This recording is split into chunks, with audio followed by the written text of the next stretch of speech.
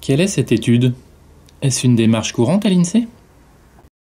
L'INSEE travaille régulièrement sur le thème de la parité, l'objectif étant de mesurer les écarts entre les femmes et les hommes sur différentes facettes socio-économiques de leur vie. Cette étude est le second volet d'un partenariat avec la région des Pays de la Loire. Quels sont les principaux enseignements de cette étude? Les enjeux que nous avons mis en évidence sont autant de défis à relever, comme réduire les écarts de salaire entre les femmes et les hommes, favoriser la confiance en elles des filles dès leur plus jeune âge, valoriser des métiers porteurs d'emploi et peu féminisés dès la formation initiale, accompagner la convergence des comportements sur le marché du travail, faciliter la conciliation de la vie professionnelle et personnelle, encourager le recours au système de santé, notamment à la prévention, et prendre en compte les risques de fragilité liés au parcours de vie. Parmi les jeunes générations, les stéréotypes persistent-ils? Dans l'enseignement supérieur, les filles et les garçons confortent des choix antérieurs dans des disciplines différentes.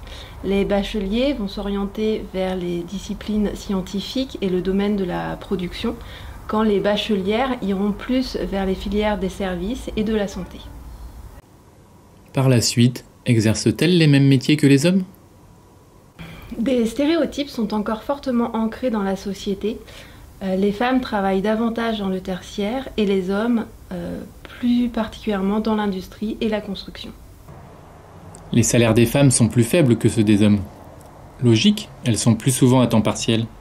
Mais est-ce la seule explication? Les femmes touchent un salaire de 22% inférieur à celui des hommes. Effectivement, elles sont davantage à temps partiel et n'exercent pas les mêmes métiers. Pour autant, à situation professionnelle comparable, les femmes touchent 12% de moins que les hommes.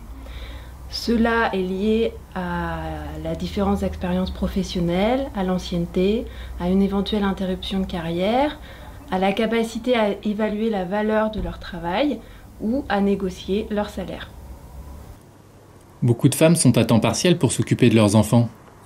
Et les hommes dans tout ça? La volonté d'insertion des femmes sur le marché du travail est de plus en plus forte. Pour autant, cette progression est à relativiser. En effet, elles sont plus nombreuses à temps partiel, qu'ils soient subis ou choisis. 31% des femmes salariées sont à temps partiel contre 7% pour les hommes salariés. Une fois mères, elles sont plus souvent inactives. Avec un enfant, elles sont 7% des mères à être inactives contre 3% des pères. Avec 3 enfants, elles sont 15% des mères à être inactives contre toujours 3% pour les pères.